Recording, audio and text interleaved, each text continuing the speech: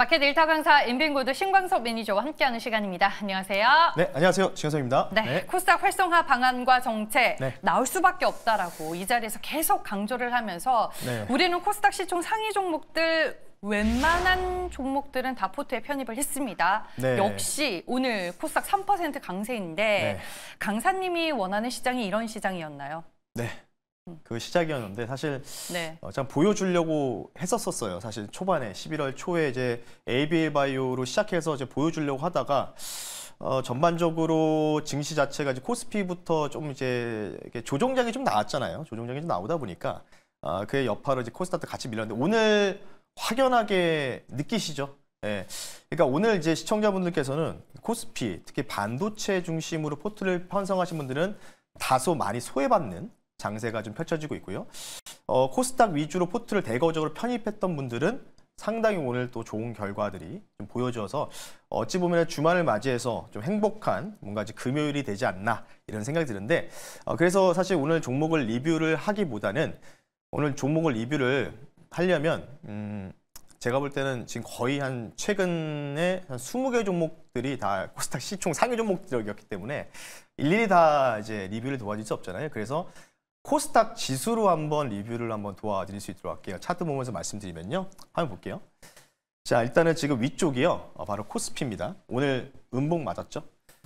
그리고 코스닥 같은 경우에는 지금 3%가 넘게 상승 나오고 있고요. 코스닥 100, 이거 코스닥 종합이고요. 코스닥 150은 더 올라가고 있죠. 상위 정도 중심으로 좀 올라가고 있는 배경들이 나오고 있다 보니까요. 자, 근데 이제 지난번에도 사실 코스닥이 좀 더 올라갔던 시절이 있었는데 그때는 이제 코스피가 보합이었어요. 네, 보합권이었거든요. 지난주에 한번 코스닥의 장대 한번 세울 때는요.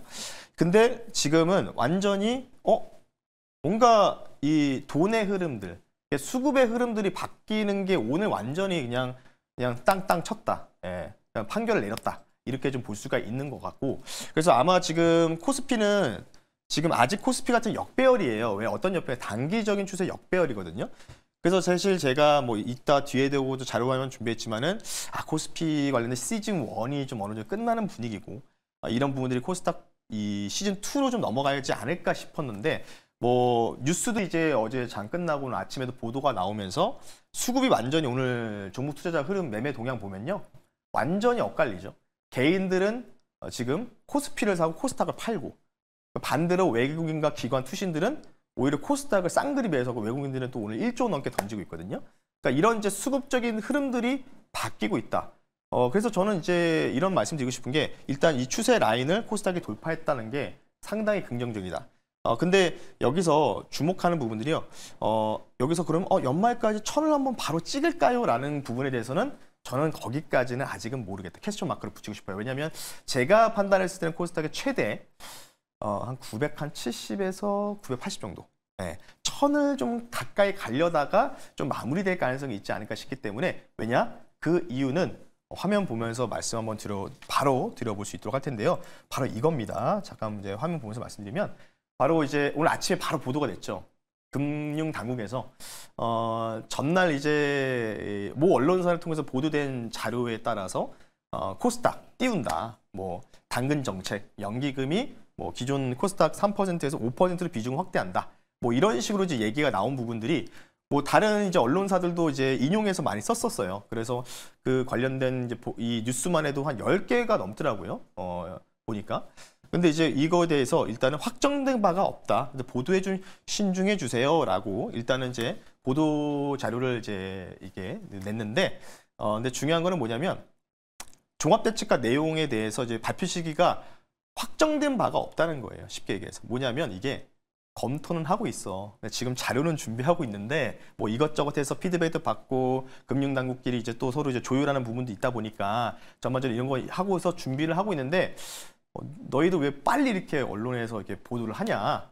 그래서 지금 아마 금융위원회에서는 이제 내부자 단속에 좀 들어가지 않았나. 개인적으로는 그런 생각이 좀 드네요. 누군가가 좀 이렇게 살짝 좀 이제 소스를 던져준 거겠죠. 그래서 그런 부분 때문에 이런 뉴스가 좀 이제 보도자료 나오니까 잠깐 점심때인가요? 살짝 좀 눌렸어요. 코스닥이 좀 눌렸다가 그러다가 이제 또 다시 또 올라오는 배경은 뭐냐면 결국 뭐죠? 주가라는 거는 주식이라는 건 기대감이라는 거죠.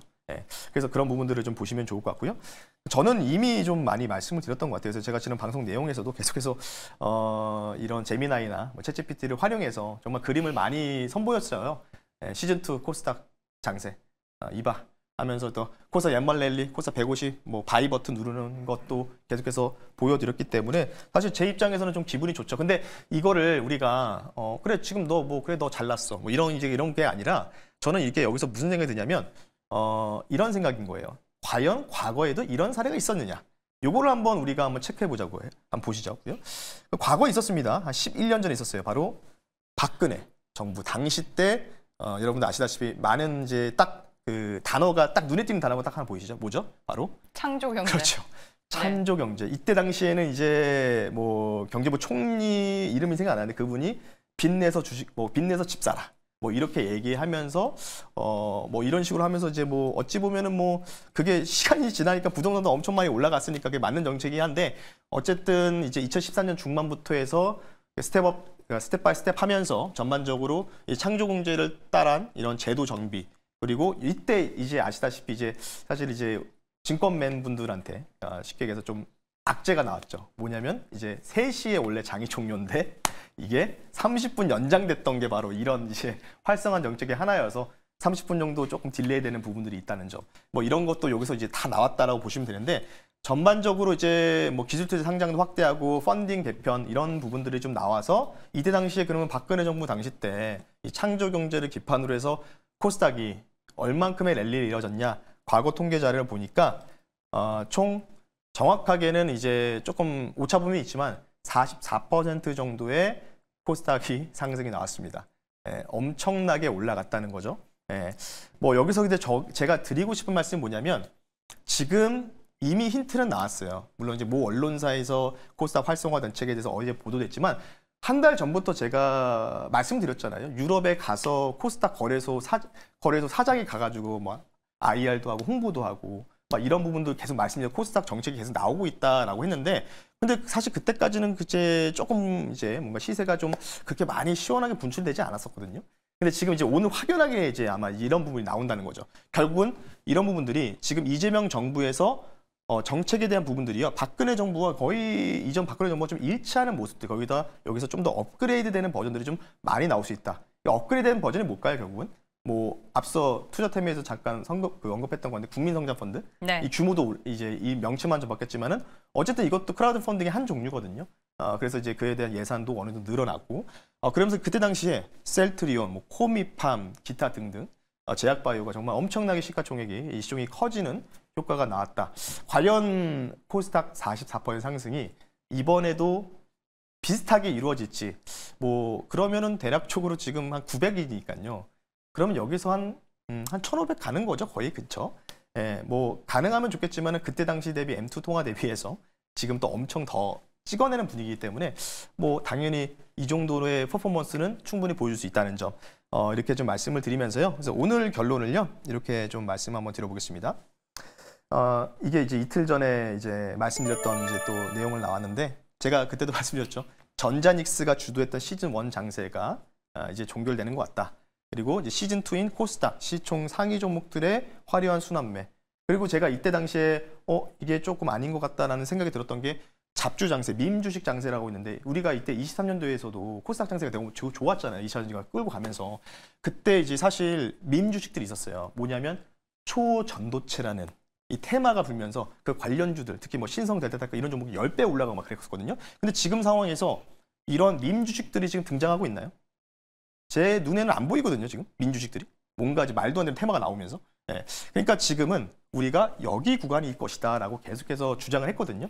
그렇기 때문에 자 그러면 오늘도 뭘까요? 제가 지금 종목을 오늘 들고 나가야 되는데 야 눌릴 때 좀 사시라고 좀 권유해드리고 싶어요. 너무 많이 떠 있으니까 지금 그래서 이제 시즌2 코스닥을 맞이하는 건 맞다. 언제까지? 내년 6월 3일 지방선거 전까지. 그래야지 집권여당이 뭔가를 퍼포먼스를 보여줄 수 있으니까요. 그에 대한 부분까지 좀 고려했을 때 시총 상위 종목 중에서 아직 덜 올라간 50위권 안에 있는 종목을 가지고 나왔으니까요. 그 종목 바이오 종목입니다. 잠시 뒤 그 종목 한번 말씀 한번 들어볼게요. 네, 코스닥 천은 무난하게 갈 수 있다라는 스토리를 오늘 또 한번 그려주셨습니다. 1타 종목 어떤 종목일까요? 네, 오늘 종목은요. 아직 좀 못 갔는데 현재가가 지금 얼마냐면요. 네, 52,000원이에요. 52,000원이고요. 차트 보면 차트 보는 입장에서 기가 막힙니다. 종목을 말씀드릴게요. 종목명은요. HK 이노엔이라는 종목을 한번 클릭해 볼 수 있도록 하겠습니다. 그냥 저는 이 종목 하면 K캡이 가장 먼저 떠오르는데 어떠한 매력을 좋게 그거 말고 보시죠? 원래는 이제 딱 떠오르는 게 있잖아요. 뭐가 네. 또 있어요? 네, 컨디션.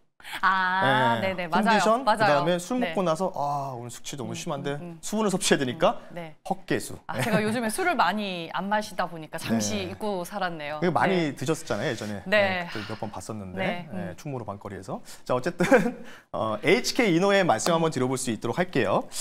자, 이 종목은요.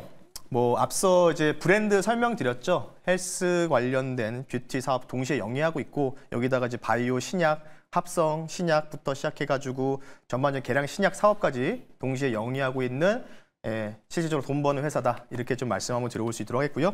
두 가지 모멘트 말씀드릴게요. 비만 치료제죠. 중국 제약사에서 수입한 기술을 통해서 중국 제약사 임상 이상을 지금 해외에서 이제 어느 정도 좋은 성과가 나왔고 현재 이거를 이제 한국에서 임상 상상을요. GLP-1 계열의 인비9이라는 이제 물질이 있습니다. 이 물질을 임상 3상을 이게 해외가 아니라 우리나라에서 3상 진행 중이다. 이렇게 좀 보시면 좋을 것 같고요. 근데 제가 지금 26년도 바이오를 힌트를 좀 보고 있는 게 이 노벨 의학상, 생리 노벨 의학상 그 수상 논문이 바로 말초 자각 면역 질환 관련된 논문이거든요. 그러니까 이게 저는 26년도 바이오 주도의 이 뭔가 후보군이지 않을까 싶은데 HK 이노랜도 자가면역 질환, 피부염 관련된 부분들이죠. 아토피라든지 이 자가면역 질환 관련된 5나 임상 1상을 진행하고 있기 때문에 물론 대장은 에이프릴 바이오죠. 오늘도 잘 올라가고 있죠. 어쨌든 HK 이노엔도 있다는 점. 가격 전략 빠르게 말씀드릴게요. 자, 차트 보면서 말씀드리면요. 차트가 뭐 무난해요.